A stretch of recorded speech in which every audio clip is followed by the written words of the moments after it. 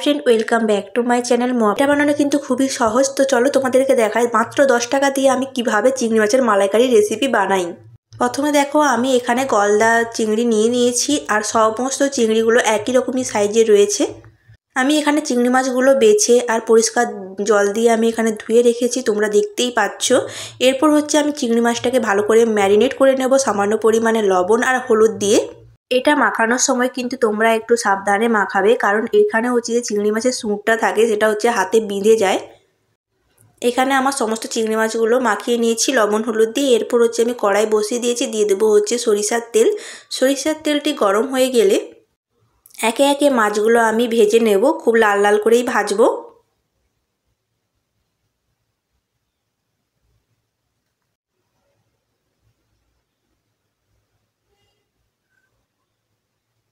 এখানে আমি মাছটি হচ্ছে উল্টে পাল্টে ভালো করে ভেজে নেব।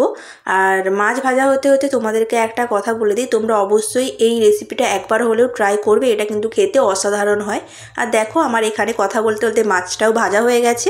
আর এই রেসিপিটা বানানোর জন্য নিয়েছি হচ্ছে পেঁয়াজ বাটা, আদা রসুন বাটা, নিয়েছি গোটা গরম মশলা, তার মধ্যে রয়েছে হচ্ছে গোটা জিরে, তেজপাতা আর গোটা গরম মশলা, নিয়েছি হচ্ছে হলুদ, লঙ্কা, ধনিয়া, জিরা গুঁড়ো, নিয়েছি হচ্ছে 10 টাকার যে মিল্ক পাউডারটা পাওয়া যায় সেটা হচ্ছে এখানে গুলিয়ে নিয়েছি। এরপর আমি কড়াইয়ের মধ্যে আর সামান্য পরিমাণে তেল দিয়ে দেব। তেল গরম হয়ে গেলে দিয়ে দেবো হচ্ছে গোটা গরম মশলা, তেজপাতা আর গোটা জিরে দিয়ে হালকা ভাজা ভাজা হয়ে এলে দিয়ে দেবো হচ্ছে পেঁয়াজ বাটা। পেঁয়াজ বাটাটা হালকা ভাজা ভাজা হয়ে এলে দিয়ে দেবো হচ্ছে আদা রসুন বাটা। আর আদা রসুন বাটাটা ততক্ষণই ভাজতে হবে যতক্ষণ না ওর কাঁচা গন্ধটি চলে যায়।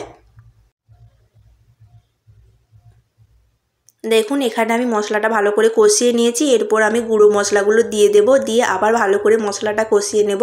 আর মশলা যত ভালো কষানো হবে কিন্তু গ্রেভির টেস্ট ততটাই বাড়বে। আমি সমস্ত ভিডিওতে তোমাদেরকে একই কথা বলি। এরপর হচ্ছে সামান্য পরিমাণে জল দিয়ে আবার মশলাটাকে আমি কষিয়ে নেব।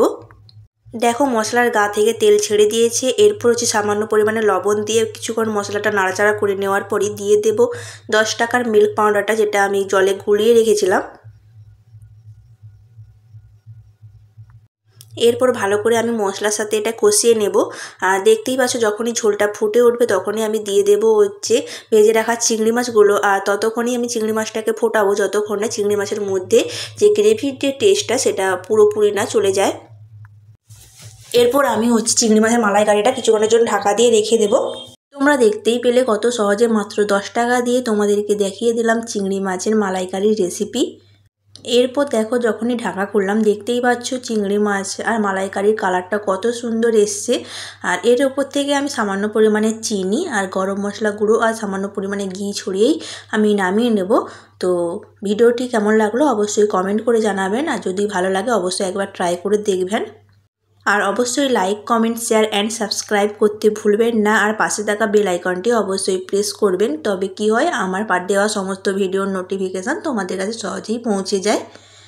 দেখতেই পেয়েছো কত সহজভাবে এই রেসিপিটা তোমাদের সাথে আমি শেয়ার করলাম।